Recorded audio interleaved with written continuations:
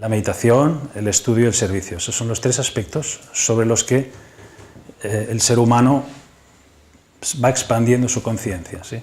Es decir, aquí estamos hoy, por ejemplo, pues vamos a hacer los tres trabajos, vamos a meditar, porque vamos a buscar ese espacio introspectivo, vamos a estudiar, porque estudiar en el sentido más amplio significa estudiar y aprender, y vamos a servir, porque finalmente el servicio es a lo que hemos venido a hacer, y de hecho la naturaleza entera está en esa dimensión de servicio, consciente o inconscientemente. Es decir, si nos paráramos a observar por un momento la naturaleza, nos daríamos cuenta que toda la naturaleza está sirviendo, ¿sí? Entonces, pues veamos un animal, por ejemplo una vaca, se está entregando completamente al servicio de la leche para el ternero, para nosotros, así sea la carne, el cuero y tal, y a cambio recibe cero. Eso es servicio incondicional.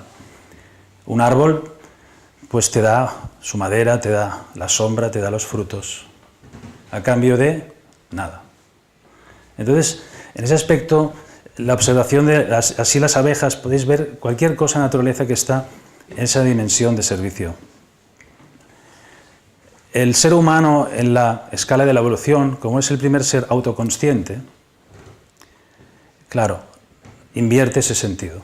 Y en esa inversión se genera todos los problemas. Porque en vez de meterse en la dimensión de la naturaleza, que está en esa dimensión, se sale. Porque el ser humano llega tarde a esta obra de teatro, llega tarde porque esto está empezado, llegamos tarde, y al llegar tarde queremos cambiar las reglas del juego. Y entonces, claro, es decir, que yo llego a un lugar que está todo preparado y vengo aquí, que esto está así y comienzo a cambiar las cosas. Claro, eso es un problema porque esto está organizado, yo estoy aquí de invitado y tengo que hacer mi papel, pero no el que no me toca. Entonces, el ser humano invierte ese sentido y en vez de servir, se sirve de. Entonces, ahí se genera esa inversión que le provoca pues todos los problemas que hoy en día tenemos, ¿sí? Porque representa que desde ese estado primitivo y de no responder a una inteligencia superior como es la de la naturaleza, porque al final estamos hablando de que hay una inteligencia superior en la que estamos incluidos y que ella sabe, y de hecho ella es la madre, le llamamos la madre, ¿no? La vemos representada en las religiones como la Virgen, como la Madre, que no es sino el aspecto femenino de Dios, que es el aspecto masculino, y que a través de la naturaleza trabaja a través de nosotros. Así que nosotros debemos ser finalmente instrumentos de la Madre, ¿sí? Entonces, la Madre nunca nos maltrata, ese es un aspecto importante, ¿no? Porque en el sentido de... hay una tendencia al victimismo y a victimizarnos de lo mal que nos van las cosas, de lo difícil que está la vida, y en el fondo no son sino aspectos para poder trascender y aprender. Nunca una madre nos maltrataría, solamente que desde el punto de vista de la ignorancia que tenemos, no entendemos que hay algo a través de lo cual tenemos que aprender. Así que el primer aspecto también, desde el punto de vista práctico, es no resistirse a lo que nos pasa desde el punto de vista de aceptar y trabajar con ello para poder trascender, ¿sí? Porque es que si no, estamos siempre dando vueltas con esto, cuando no entendemos que se nos está dando todos los instrumentos para poder aprender ahí. Es decir, que cuando la madre ve al niño pequeño que está jugando con unas tijeras, le va a quitar las tijeras sencillamente porque el niño es un ignorante y puede hacerse daño a él y a los otros. Y a partir de aquí le quitas las tijeras, pero él va, por supuesto, se va a enfadar y va a patalear, pero definitivamente es lo que le toca a la madre hacer para que el niño no se haga daño a él y a los otros. Aunque de entrada no le va a gustar. Así somos nosotros, nos tenemos que contemplar realmente como seres muy infantiles, todavía en un estado muy incipiente. De tal manera que cuando, por ejemplo, tú miras, por ejemplo, en Google, servir o servicio, es interesante, porque lo ves, entonces ves como, por ejemplo, en la Wikipedia es curioso porque no se pone nada. En la Wikipedia hay que ponerlo, no sé, imaginas. La palabra servir en Wikipedia no encuentras, dices, bueno, si quieres tú pon algo, porque no hay nada. Entonces buscas en otros diccionarios y hay como 14 acepciones, todas, prácticamente todas, desde el punto de vista de servir como algo que es útil, algo que te va a servir, ¿no? Instrumentos. Incluso le llamamos al lavabo el servicio. Yo no sé por qué le llamamos al lavabo el servicio, pero la gente dice, ¿dónde está el servei? ¿No? Todavía los ingleses le llaman al váter restroom, y se puede entender porque es la habitación del descanso, ¿no?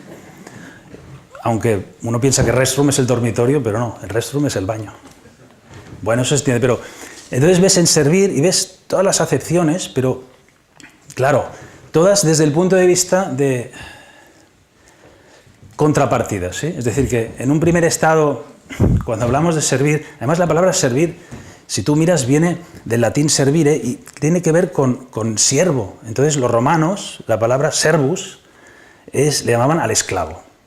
Entonces, claro, imaginaros el condicionamiento que desde la época romana tenemos con el tema del servicio, ¿no? Porque, claro, cuando tú trabajas con el sonido y empiezas a ver la etimología de las palabras, encuentras cosas muy interesantes. Entonces ahí dices, bueno, servicio, que tiene que ser algo muy grande, ¿no? El servicio, claro, el servicio incondicional es difícil de entender porque desde aquí se ve como el esclavismo, ¿sí? Aunque desde el punto de vista más elevado no deja de ser el servicio incondicional. Es decir, claro, tú podrías ver el término desde un punto de vista de que te oprimen o desde el punto de vista de que te entregas, ¿no? Porque aquí vamos a tratar de establecer lo que es las bases del servicio incondicional, no las del servicio como nos lo plantean de trueque, de cambio, ¿sí? Porque aquí el servicio es básicamente, pues esto, el sector servicios, yo te sirvo y tú me das algo a cambio. Aquí la idea es, yo te sirvo, yo no espero nada a cambio y la naturaleza me nutre. Bueno, este es el principio. Yo sé que es un poco raro en condiciones normales, porque cuando tú a una persona le dices, haz lo que te toca, conéctate con lo que te toca, y te aseguro que la naturaleza te va a nutrir para que tú sigas adelante. Esto cuando lo cuentas, pues bueno, la gente no se lo cree. No se lo cree porque sencillamente están a ese nivel en el que todavía prevalecen todos los miedos a nivel del plexo solar, que es donde nos encontramos la mayoría. Entonces hay una total, o sea, el miedo, la inseguridad y la desconfianza y la falta de autoconfianza, es imposible que tú te entregues, ¿sí? Es decir, que la sensación de entrega, como un niño pequeño que salta de aquí abajo y sabe que su madre le va a coger, ¿sí? O sea, esa confianza plena en que va a ser recogido. Pero para tener esa convicción tenemos que trabajar el aspecto de la confianza, es decir, que cuando estamos en una situación de miedo y en el plexo solar es muy difícil que podamos confiar. Entonces, para eso está el tema de la meditación, ¿sí? Cuando nosotros hacemos el trabajo introspectivo, cuando hacemos el trabajo, dijésemos, consistente de entrar adentro, entonces podemos esperar que desde Buddhi, que es la mente superior, se ilumine el plexo solar. Nosotros hablamos de la mente y nos señalamos la cabeza. De hecho, la mente no está en la cabeza. Esto es algo muy interesante. Cuando hablamos de la mente nos tendríamos que señalar aquí. Entonces, cuando dices yo pienso, tendrías que hacer yo pienso. Porque mayormente el pensamiento está aquí, ¿sí? Porque realmente desde el plexo solar es donde nosotros estamos pensando mayoritariamente. Por eso los pensamientos son siempre viscerales. Entonces, escuchar las expresiones de las personas, no me sale de aquí, no me sale de allá, esto me patea el hígado, esto no me lo trago. Todas esas expresiones no traducen sino dónde tenemos la conciencia que está aquí. Por tanto, el pensamiento, realmente la mayoría de la gente es visceral, está aquí. Entonces, para que esto se pueda disolver, tenemos que esperar que desde el corazón, al cual siempre apelamos, desciendan las energías para que iluminen esto. ¿Y cómo ocurre esto? Manipuraka, que es un centro que tiene 10 pétalos, tiene 5 inferiores y 5 superiores, ¿sí? Entonces, cuando tú te orientas a los 5 inferiores, estás orientado hacia las energías inferiores y por tanto vas a recibir eso. Pero cuando tú orientas esos 5 pétalos hacia arriba, entonces puedes recibir las energías descendentes de la mente superior, que es Buddhi, que es la que recibe del alma. Sí, ese es el principio, ¿no? Para poder trabajarlo conscientemente. Por tanto, para poder inspirar aquí, tenemos que orientarnos hacia allí, ¿sí? Y eso es lo que tratamos de hacer constantemente, es decir, intentamos orientarnos hacia ese lugar para que seamos inspirados, porque en el fondo somos inspirados, no es que nosotros lo hagamos, sino que somos inspirados por esa energía, pero hay que orientarse hacia esa energía, si no nos orientamos es muy difícil. Entonces el trabajo inicialmente es tratar de recibir esa energía hacia Manipuraka para poder desde ahí desarrollar todo el trabajo, ¿sí? Por tanto, lo que es el plexo tiene esas dos vertientes, el plexo solar que conocemos tiene esas dos opciones. Es importante porque a veces pensamos que el plexo es una zona, vamos a decir, negativa, pero tiene esa doble posibilidad. Si nosotros nos orientamos correctamente, recibimos correctamente y desde allí actuamos, porque ese es como el enlace. Por tanto, la mente, desde ese punto de vista, no es un problema, sino que es el instrumento que tenemos para poder desarrollar. Por tanto, la mente no es el problema, es la solución, ¿sí? Si orientamos correctamente. Entonces, en ese sentido, tenemos el trabajo consistente para poder llegar a la autoobservación, la introspección, y después llegamos a la autotransformación y así la trascendencia. Ese es el camino. Y el servicio, en ese sentido, ofrece la posibilidad, es nuestra máxima posibilidad para poder entrar en esa dimensión. Es decir, que cuando hablamos de servicio, no hablamos de un servicio solamente de contraprestación, que eso sería un primer nivel. Bueno, un segundo. El primero es, te quito para quedarme, me sirvo de ti. Ese es el primer nivel, ¿no? Es decir, voy a acaparar, de tal manera que tú me sirves, yo me apropio, y en ese primer nivel estoy totalmente atrapado y estoy en el egoísmo de lo que es el servicio. Por tanto, ya no es servicio, sino que me sirvo de. En una segunda etapa, el servicio es, sirvo a cambio de, ¿sí? Te sirvo a cambio de algo. Ya es un nivel en el que puedes trabajar, bueno, con un poquito más de conciencia. El tercer nivel ya es el servicio incondicional, en el que tú haces lo que te toca hacer sabiendo que sin expectativas vas a recibir lo que te toca y agradeces, pero no esperas. Para poder entender lo que es el servicio desde el punto de vista superior, os tenéis que adrasa, significa os tenéis que referir a el capítulo 3 del Bhagavad Gita. En el capítulo 3 del Bhagavad Gita, ahí tenéis las claves del servicio. Ese es el libro del karma, ahí te habla de la acción, y cuando habla de la acción, te habla de la acción correcta. Y por tanto te está dando las claves de lo que es el servicio desde el punto de vista a lo que aspiramos, ¿sí? Entonces, hay 4 claves en la acción correcta, dice Krishna Arjuna. Dice, en primer lugar, todo lo que tú hagas, ofrécelo. Es decir, la acción como ofrenda, eso es importante, ¿sí? Por tanto, esa acción que yo estoy haciendo la ofrezco a lo superior. En segundo lugar, hay que trabajar sin manipular lo que estás haciendo a tu favor. Es decir, no hagas algo para manipularlo para un beneficio propio. En tercer lugar, cualquier acto debe ser sin expectativas, ¿sí? Eso de, cuando hablo de esto, siempre hay gente que se pone y dice, ¿cómo voy a hacer algo sin expectativas? Porque la gente no entiende, porque dice, si lo hago sin expectativas, así no tiene sentido. ¿Por qué confundir las expectativas con la motivación? ¿Sí? No tiene nada que ver. O sea, tú lo haces porque tienes una motivación, pero el resultado no es lo importante. Es decir, cuando actúas o sirves, no estás esperando a ver qué voy a recibir, ¿sí? Las expectativas van a bloquear la calidad de tu servicio, ¿sí? Por tanto, trabajar sin expectativas es esencial en el servicio al que aspiramos. Y el último punto importante es trabajo realizado, trabajo olvidado. Por tanto, no te apegues al resultado, ¿sí? Entonces, esto está en la Bhagavad Gita, capítulo 3. Bueno, tenemos 250 vidas para ir completando ese sendero, o sea que nadie se apure, porque esto apenas acaba de empezar.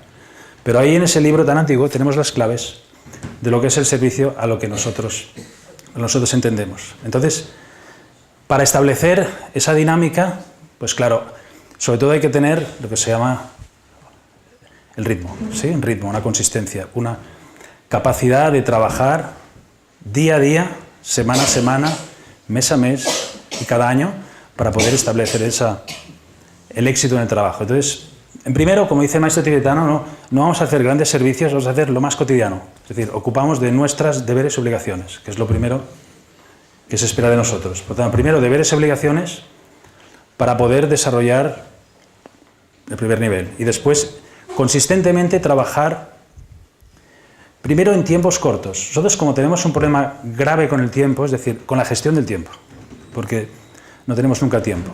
Entonces, como no tenemos tiempo, tenemos el problema esencial de la vida, porque como lo único que tenemos es tiempo, entonces no tenemos nada. Entonces, somos zombies, porque el que no tiene tiempo ya está muerto. Aunque tenga un cuerpo, como no gestiona lo único que tiene, porque lo demás no lo tiene. Es decir, desengañaros, pero todo lo que creéis que tenéis, no tenéis. Porque si ahora mismo desaparecierais, todo lo que materialmente habéis conseguido, no lo tenéis. Por tanto, ahí se acaba la película, porque desde la otra dimensión no puedes manejar esta dimensión física, ¿sí? Por tanto, es una ilusión pensar que mi casa, mi coche, mi perro, mi dinero, mis 5.000 millones de euros en el banco, todo esto me va a servir porque no me sirve, ¿sí? Por tanto, ese es un punto de partida importante. Entonces, ¿qué tengo? Tengo el tiempo. Y si tengo el tiempo, tengo la experiencia de haber vivido, ¿sí? Es decir, cuando yo estoy jugando a fútbol, aunque me lleve la pelota, no me sirve. La pelota sirve para jugar el partido, disfrutar del partido, y una vez acabado, la pelota se queda allí. Por tanto, tengo que gestionar el tiempo porque es la base de la experiencia adecuada en este cuerpo, en esta dimensión, que es la que se nos da. Entonces, tratad de hacer lo que yo le llamo la técnica de un día, una vida. Tratad de llevar vuestra vida de entrada, porque ese tiempo de 24 horas lo manejamos bastante bien. Más de 24 horas y menos cuesta, pero un día se puede manejar. Entonces, aquí la propuesta es, cuando os levantéis por la mañana, pensad que nacéis. Y no solo pensad, sino que actuad en base a ese nazco en este cuerpo para llevar a cabo mi proyecto del día. Y a la noche, si llegáis a la noche, pues os despedís, ¿sí? Es decir, que se trata de hacer cada día una entrada y una salida consciente de este vehículo, ¿sí? De tal manera que cuando yo entro, nazco, tomo posesión de mi nombre, mi género, tal, me visto después, entonces salgo a la calle y desde mi profesión y todo lo que de alguna manera el vehículo que tengo, pues desde ahí actúo. Y esa actuación pues va a ser sabiendo que a la noche, por supuesto, voy a tener que morir, me voy a despedir de todo aquello que a la noche no necesito, porque a la noche realmente no necesito nada de lo que de día necesito, es curioso. O sea, a la noche todo lo que llevamos, desde el nombre, ya no digo la ropa, que evidentemente nos la quitamos, pero sí, pues todo lo que, ¿no? Mi profesión, mi género, mi clase social, todo lo que sea, eso a la noche no me sirve. Por tanto, yo dejo eso y el día siguiente vuelvo a tomar. Por tanto, es una salida y entrada al instrumento conscientemente. Si entráis en ese ritmo de una forma regular y lo hacéis, y os conectáis y desconectáis correctamente a través de una oración o una meditación, automáticamente esto se va expandiendo del día, entonces la semana, y después llega el mes, y después es el año. Es decir, no podemos pensar en términos de años, ni de lustros, sino que tenemos que pensar en términos de días, porque igual que después te expandes hacia el mes, hacia la semana, el mes y el año, después te expandes hacia lo micro, ¿sí? Según la ley de las correspondencias, lo que es arriba es abajo. Entonces tú puedes trabajar ya desde el día, puedes ir bajando a las horas, ¿sí? Y de tal manera que en cada hora y cada X tiempo tú te vas conectando, ¿no? Porque así astrológicamente es decir, si viéramos las energías del día, pues van circulando, hay energías distintas en cada tiempo, ¿no? Esto lo sabe la medicina tradicional china, astrológicamente se sabe. Por tanto, uno llegaría a tener una perfecta sincronicidad, una sincronía con todos los ritmos del día. De esta manera fluyes muchísimo más, tanto hacia el tiempo micro como hacia el tiempo macro. Pero de entrada hay que partir, la propuesta es hacerlo en un día y después, pues Brahma Kumaris, por ejemplo, tiene una técnica que le llama Traffic Control, que me gusta mucho, que es que cada hora ellos paran la actividad y hacen como un reset, ¿sí? Y le llaman Traffic Control, el Traffic Control de los pensamientos, de tal manera que en ese sentido ellos llegan a un punto en el que para retroalimentar la conciencia, cada hora van interrumpiendo. De esta manera tratan de llevar el estado meditativo a cada cosa que hacen. Cuando tú estás en esa dimensión, la experiencia es impresionante, porque entonces ya no tienes que estar pendiente ni del pasado ni del futuro, sino que estás en presente realmente, entonces estás, por ejemplo, te empiezan a pasar cosas como no te miras la agenda de trabajo, sino que te sientas y ya trabajas, ¿sí? Porque quien tenga que venir, va a venir y lo vas a hacer. No hay una preparación permanente de las cosas, no tienes que estar siempre anticipando las cosas, porque la anticipación, que es un mecanismo de hiperdinamia, lo que generas muchas veces problemas. ¿Te anticipas a qué? Para tener que deshacerlo después. ¿Cuántas veces anticipamos las cosas en esta parte del planeta occidental, en ese hiperdinamismo, y después tenemos que deshacer? ¿Sí? Esto es porque no estamos en el momento, sino que estamos proyectando al futuro. Una vez al Dalai Lama le preguntaron qué le sorprendía de la humanidad, y dice, de la humanidad, dice, me sorprende que el hombre, dice, sacrifica la salud por el dinero y después tiene que usar el dinero para devolver la salud. Y además no vive en presente, sino que vive en pasado y en futuro, con lo cual no está ni en el presente, ni en el pasado, ni en el futuro. Dice, y además vive como si no tuviera que morir y muere sin haber vivido debidamente. Eso lo dijo el Dalai Lama, ¿no? Es decir, hizo una síntesis de lo que es nuestra manera de vivir occidental, vamos a decir, es decir, con esta energía rajasica, que se dice en sánscrito, esta energía hiperdinámica, con la que siempre estamos anticipando no a los acontecimientos, sino salimos de lo que es el presente para ir al futuro. Pero claro, tenemos que tener instrumentos prácticos para poder trabajar eso de una forma que le saquemos partido, porque esta frase la hemos oído 1000 veces. Yo no estoy diciendo nada que no sepáis, lo habéis oído 14.000 veces, lo habéis leído, estáis totalmente de acuerdo, pero a veces nos faltan esos instrumentos prácticos para decir, bueno, ¿y cómo empiezo? Bueno, lo más importante es empezar con los ritmos que nos da el tiempo, es decir, nos tomamos los ritmos diarios, es lo que decía, los ritmos astrológicos. Después uno empieza a trabajar con las lunas llenas, las lunas nuevas que están en el calendario de la Akasha. No hace falta ser un astrólogo para esto, sino que uno sabe que el día 8 es luna llena de Libra. Entonces, esto ya supone algo, y aunque no sepas que es de Libra, sabes que es una luna llena. Por lo tanto, conéctate con eso, porque esa energía que es superior te va a ordenar. Es decir, aquí la clave, una vez más, es lo que se está diciendo. Conectaros con aquello que sabéis que es superior para que os ordene. Hacedlo de esta forma, humildemente, porque es lo que hace la naturaleza, que no es autoconsciente. Los animales, las plantas, todos responden a la naturaleza que les dice lo que tienen que hacer, ¿sí? Es como vuestro hijo, que durante muchos años de la vida hace exactamente lo que dice, sabe sus horas de comer, de dormir. ¿Por qué? Porque la madre, entregada incondicionalmente al servicio de su hijo, le va a ocuparse de él. Eso es lo que hace la naturaleza con nosotros, exactamente igual, porque la ley de las correspondencias es así como es así, ¿no? Entonces, si nosotros entráramos en esa dimensión de una forma regular, sería infinitamente más fácil, tendríamos infinitamente menos problemas, estaríamos muchísimo más conectados con las sincronicidades de la vida, con la magia, con aquellas cosas que aparentemente definimos como casualidades, como algo que nos ocurre, eso por casualidad, pero que realmente nos está ocurriendo permanentemente, y la vida en esa sincronicidad nos mete. Por tanto, el ritmo va a ser importantísimo para poder entrar en esa dimensión, cualquiera que sea. Y la del servicio, que es el tema central, es exactamente igual. Es decir, para poder servir adecuadamente no podemos sino entrar en una dimensión de consistencia, de perseverancia, de práctica, porque el tema del servicio no solamente es tener también buena voluntad y de tener, pues, quiero servir, ¿sí? Bueno, quiero servir es un aspecto, y tengo las habilidades para servir, ese es otro aspecto. Por tanto, aquí no solo tengo una buena voluntad, tengo las ganas de hacerlo, sino que a veces depende de cómo, mejor no hagas nada porque interfieres, ¿sí? Es decir, que a la hora de la verdad hay personas que tienen una gran capacidad de servir desde el punto de vista de la voluntad de servicio, pero si realmente no tienes una habilidad, entonces no hagas ese servicio, sino que adecúate a lo que otras personas con más conocimiento puedan orientarte. Es decir, que el conocimiento en este caso va unido a lo que es la motivación y la capacidad de trabajo. Por tanto, una cosa es ser un individuo, pues vamos a decir, con un conocimiento, porque claro, el que tiene un conocimiento y no tiene voluntad,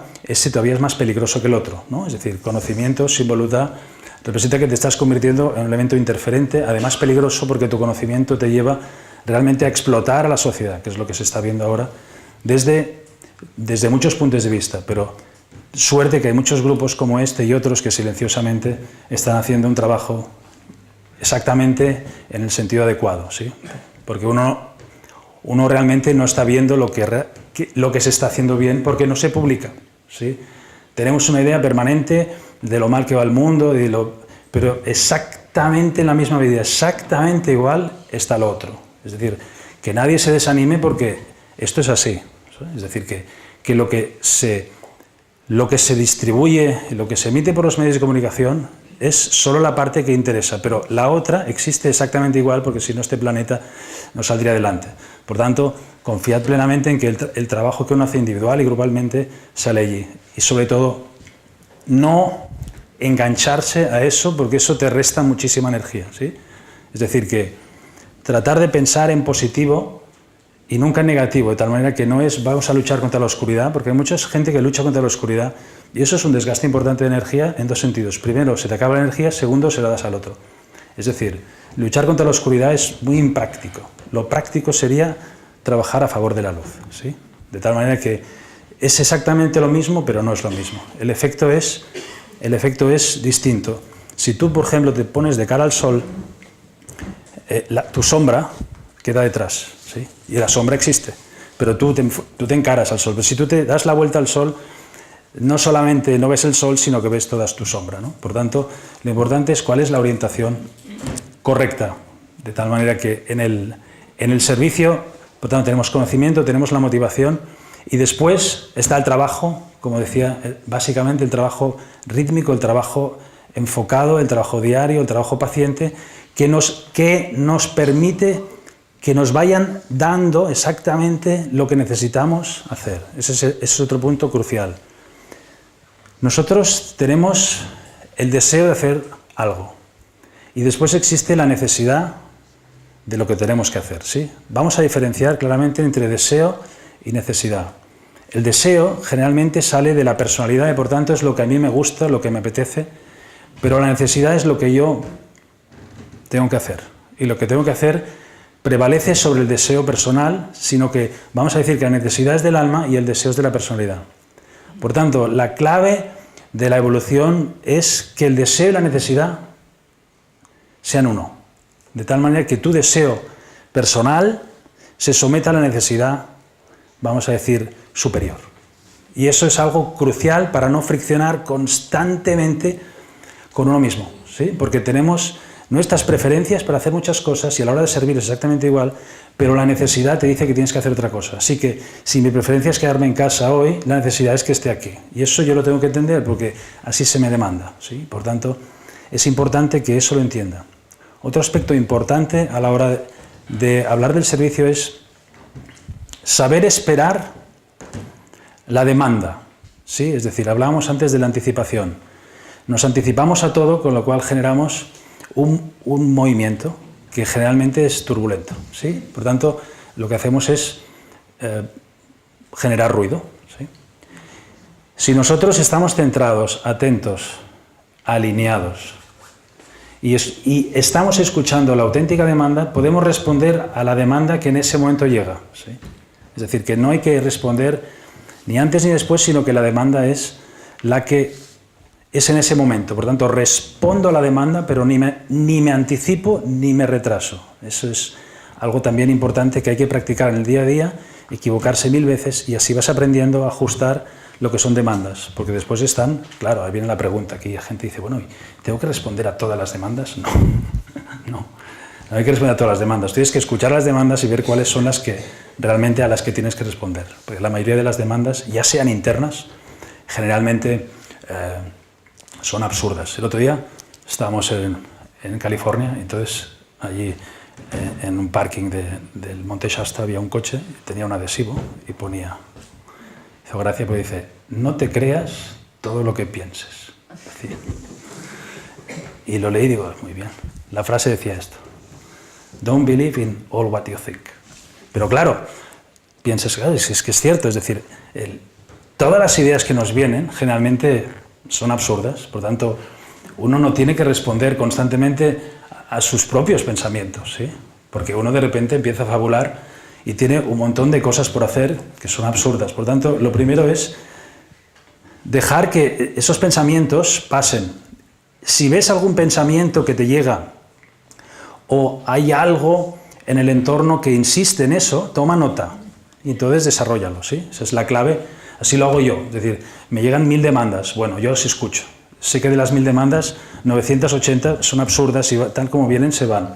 Y de las 20 va a haber algunas que son más o menos consistentes. Entonces, tú te esperas sencillamente a responder a esa demanda en el momento adecuado, pero tienes señales, es decir, de repente hay 1, 2, 3 señales que vais a ver que son sincrónicos, que te viene por aquí, te viene por allí, y de repente a eso le das validez y entonces lo desarrollas. Pero tú no puedes desarrollar todos los pensamientos que te llegan porque la mente es una máquina que bombardea pensamientos, ¿sí? O sea, no puede parar de pensar porque es su trabajo. No le puedes decir no pienses porque va a pensar. Por lo tanto, lo que afluye allí, esa inspiración constante, la tenemos que ir, ¿sí? De tal manera que hay un momento en el que, claro, lo que prevalece es la capacidad de discernimiento de todos esos pensamientos. Ese es el trabajo y la práctica que hacemos. Y el servicio, en ese sentido, nos da la oportunidad de poner en práctica esto. Porque claro, nosotros estamos teorizando, pero cuando estamos trabajando y estamos actuando con aquellas premisas que os decía del capítulo 4 de la Gita, entonces estamos trabajando en ese servicio incondicional para el cual el ser humano está preparado, ¿sí? Y además, siendo el ser humano un individuo autoconsciente, tiene mucha más responsabilidad que los reinos inferiores, los animales y las plantas, los minerales, porque al fin y al cabo ellos sirven desde la naturaleza que a través de ellos se manifiesta. Y en nosotros todo el trabajo va a ser, por tanto, que tengamos vamos a decir, la capacidad, primero de interiorizar esta reflexión y después de dejarse inspirar, es decir, tenemos que ser mucho menos resistentes a lo que en el entorno en el que estamos. Es decir, nosotros meditamos sencillamente para inspirarnos y poder servir. Ese es el sentido de la meditación. La meditación no es algo glamoroso que hacemos para poder después decir que meditamos y podemos hacer, sino que la meditación solo tiene sentido a través del servicio que podamos hacer. Y así el estudio. De tal manera que la meditación y el estudio se sintetizan en el servicio incondicional, que es para lo cual toda la naturaleza fue creada. Aun incluso para los más egoístas, el servicio está allí. Si yo soy el tío más egoísta del mundo y tengo un negocio y quiero ganar muchísimo dinero, de todas maneras, en el proceso en el que yo gano el dinero, estoy sirviendo a los otros, ¿sí? Porque si yo soy un industrial y estoy explotando a todo el mundo, igualmente tengo que comprar la materia prima, igualmente tengo que, sí, es decir, que en esa cadena la naturaleza se encarga de que yo, aun siendo el tipo más egoísta y más avaro del mundo, yo tenga que servir. Es decir, que igualmente sirves, te guste o no te guste. La diferencia es que si tú sirves desde esos principios de los que hablábamos, entonces la naturaleza colabora contigo, esa es la palabra, ¿sí? Es decir, si queremos que la vida colabore con nosotros, nosotros colaboramos con la vida. Así que nuestras oraciones tienen que ser justo al revés de cómo se plantean. Entonces, nosotros no pedimos nada, sino que nosotros ofrecemos, ¿sí? Por tanto, una oración no es dame, dame, dame, dame, sino te doy lo mejor de mí para que me uses. Porque con este vehículo que yo tengo voy a dar lo mejor de mí. ¿Sí? Eso es lo más importante. Yo me ofrezco para que me uses en el buen sentido, ¿sí? Ahí entonces el servicio de utilidad, o sea, el sentido de utilidad que sale en la acepción de servicio, tiene el valor, ¿sí? Úsame en el sentido de que conviérteme en tu instrumento para que yo sea útil a la vida circundante. Y ahí es donde la acepción inicial de servicio que tiene que ver con el esclavo, lo podríamos tomar en el sentido de que el esclavo está al servicio incondicional, ¿sí? Por tanto, ya no salimos de la definición, vamos a decir, más terrestre, sino que entendemos entonces que realmente nosotros somos esclavos, entre comillas, de la vida y la naturaleza, pero hay que invertir el sentido de ese pensamiento en el que estamos metidos, en el que la vida me tiene que dar, y cuando la vida me da yo le doy. No, Levántate y dale tú a la vida lo mejor. Sonríe a la vida y la vida te sonríe, pero en el sentido inverso no va. Por tanto, esto serían las 4 reflexiones que me han ido viniendo.